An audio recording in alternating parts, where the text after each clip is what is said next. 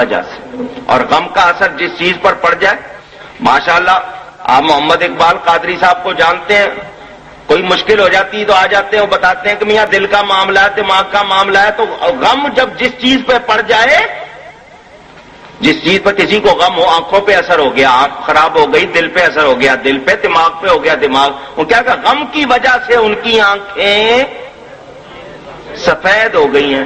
تو حضرت یوسف نے یہ نہیں کہا کہ میں مصر کا بادشاہ ہوں، ان کو یہاں لے آؤ، رائل فزیشین، شاہی معالج ہیں، یہاں لاؤ، ہم ان کا کوئی کام وام کریں گے، آپریشن کروائیں گے، ذرا چیک کروائیں گے، چیک اپ ہوگا، خون ٹیسٹ ہوگا، آنکھیں ٹیسٹ ہوں گی، بہترین آپریشن ہو جائے گا۔ نہیں، اٹھاؤ قرآن۔ اللہ فرماتا ہے حضرت یوسف نے کہا اذهبوا بقمیصی ھذا فالقوه علی وجه ابی یأت بصیرا، میرا یہ قمیص لے جاؤ، میرے باپ کے چہرے پہ ڈال دینا، ان کی آنکھیں روشن ہو جائیں گی۔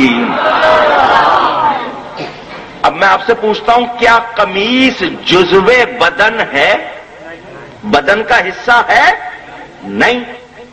صحابہ قرآن پڑھتے سنتے تھے، انہوں نے دیکھا یوسف علیہ السلام کے بدن سے لگنے والے قمیص میں جب اتنی برکت ہے تو بال تو جزو بدن ہے، جب یوسف علیہ السلام کے ساتھ لگنے والے قمیص میں جو جزو بدن نہیں اس میں اتنی برکت ہے، تو مصطفیٰ کے جزو بدن بالوں میں کتنی برکت ہوگی؟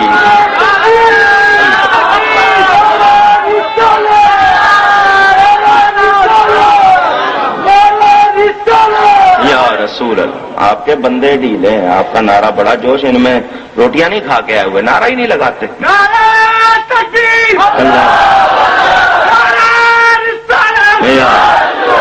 انہیں سیاسی نعروں کی عادت پڑی ہوئی ہے، دینی نعرے ہی، میں نے پہلے کہا میری شان میں لگتے نہیں، ذرا جوش ایمان کا۔ میرے دوستوں اور بزرگوں توجہ فرمائیں، صحابہ نے عقیدہ کہاں سے نکالا؟ قرآن سے، کہ جب جزو بدن جو چیز نہیں نبی کی اس میں اتنی برکت، تو جو نبی کا جزو بدن ہے اس میں کتنی برکت ہوگی؟ صحابہ بال لے رہے ہیں، نبی پاک ان کو منع نہیں فرما رہے۔ پتا چلا نبی پاک سے جس چیز کو تعلق ہو جائے اس میں برکت ہوتی ہے۔ یہ کس کا عقیدہ ہے؟ صحابی کا۔ کس کا عقیدہ ہے؟ کہاں سے سنا رہا ہوں؟ حدیثیں صحیح سے، بخاری سے، اور سنیں۔ کہتے ہیں نہیں، اصل میں بس وہ تو یوں ہو گیا، وقتی معاملہ تھا، کچھ ضروری تو نہیں سنیں آپ دوسری روایتیں سنیں۔ حضرت ام سلمہ رضی اللہ تعالی عنہا نبی پاک کی پاک بی بی، ان کے پاس نبی پاک کا بال مبارک تھا، انہوں نے اس کے لیے ٹیوب کی شکل، نلی کی شکل کی چاندی کی ڈبیا بنوائی۔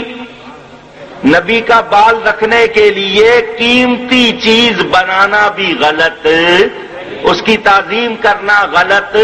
لمبی ڈبیا کیوں بنوائی؟ علماء فرماتے اس لیے کہ نبی پاک کے بال مبارک کو موڑنا بھی انہوں نے بے ادبی سمجھا، کہ یہ سیدھا رہے، اس کو موڑنا بھی نہیں۔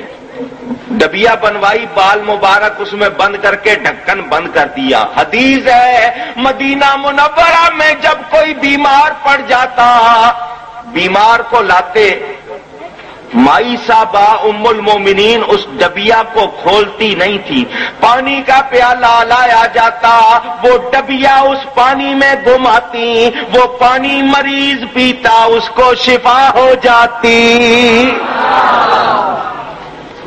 نبی کی برکت آئی بال میں، بال لگا ڈبیا سے برکت آئی ڈبیا میں، ڈبیا گئی پانی میں، برکت کہاں پہنچی؟ پانی گیا مریض کے اندر، برکت کہاں پہنچی؟ پانی گیا مریض کے اندر، تو اس کی بیماری باہر آ گئی۔ یہ کس کا عقیدہ ہے؟ صحابہ کا۔ کس کا عقیدہ ہے؟ صحابیوں کے عقیدے سنا رہا ہوں، اندازہ کر لینا، یہ اپنے آپ کو سپاہی صحابہ کہنے والے اور یہ اپنا تعلق صحابیوں سے جوڑنے والے، یہ وہابی کس حال میں ہیں ذرا دیکھ لینا۔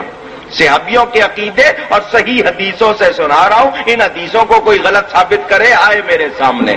میرے دوستوں اور بزرگوں توجہ فرمائیں. پتہ کیا چلا؟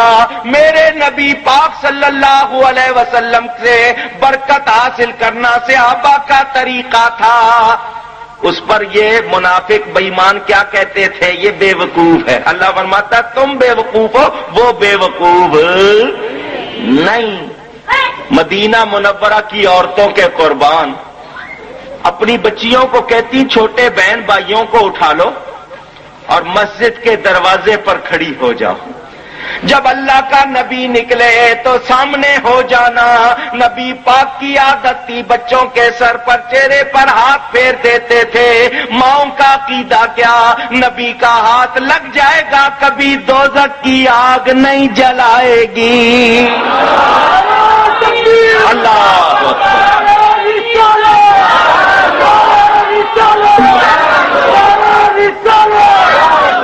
آپ کے شہروں میں یہ رواج ختم ہو گیا، دیہاتوں میں ابھی تک ہے. چھوٹی چھوٹی بچیاں اپنے چھوٹے بہن بھائیوں کو لے آتی، لوگ دم کر دیتے ہیں، ہاتھ پھیر دیتے ہیں. یہ پرانا بزرگوں کا طریقہ. مدینے کی عورتیں نبی پاک چہرے پہ ہاتھ پھیرتے ہیں. ان کا عقیدہ کیا ہے؟ نبی کا ہاتھ لگ جائے گا تو آگ نہیں جلائے گی. یہ عقیدہ بھی حدیث سے سنیں. حضرت انس رضی اللہ تعالیٰ عنہ نبی پاک کے صحابی، ان کے گھر میں دوسرے صحابہ آئے، دعوت ہوئی، دسترخوان بچھایا تو وہ اس پہ داغ لگے ہوئے تھے، میلا تھا. ساتھیوں نے کہا انس یہ تو دسترخوان میلا. اچھا. انہوں نے دسترخوان لیا اور تندور میں ڈال دیا. کہاں؟ آگ لگی ہوئی تھی، تندور جس میں روٹیاں پکاتے ہیں اس میں ڈال دیا. وہ لوگ بڑے حیران کے کپڑے کو تو آگ جلا دیتی ہے، تم نے تندور میں ڈال دیا. فرمایا تھوڑا سا دم لو، ٹھہرو، ابھی دیکھو تو ہوتا کیا ہے. 2-3 منٹ گزرے، انہوں نے ہاتھ ڈال کے اس دسترخوان کو نکالا. وہ جلا نہیں بلکہ بالکل صاف ہو گیا، ڈرائی کلین، بالکل صاف. حیران کہ آگ کا کام جلا دینا، اس نے جلایا نہیں، یہ صاف ہو گیا. حضرت انس فرماتے ہیں یہ تو دنیا کی آگ ہے، اس کو جہنم کی آگ بھی نہیں جلا سکتی.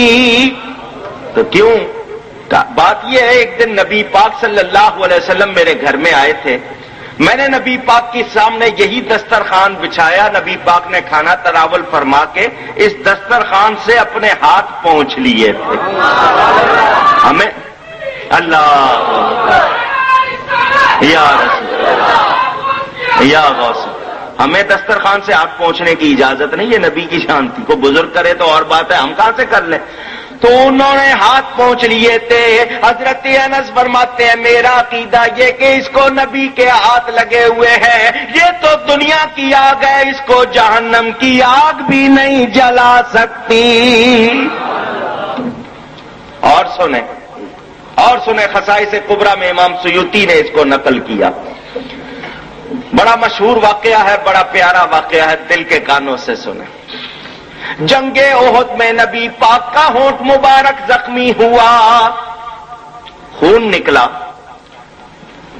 نبی پاک نے خون بہایا تاکہ آنے والوں کے لیے اللہ کی راہ میں خون بہانا نبی کی سنت ہو جائے، ان کے لیے اس میں ثواب ہو جائے. اگر نبی یہ کام نہ کرتا تو ہمیں نمونہ کہاں سے ملتا.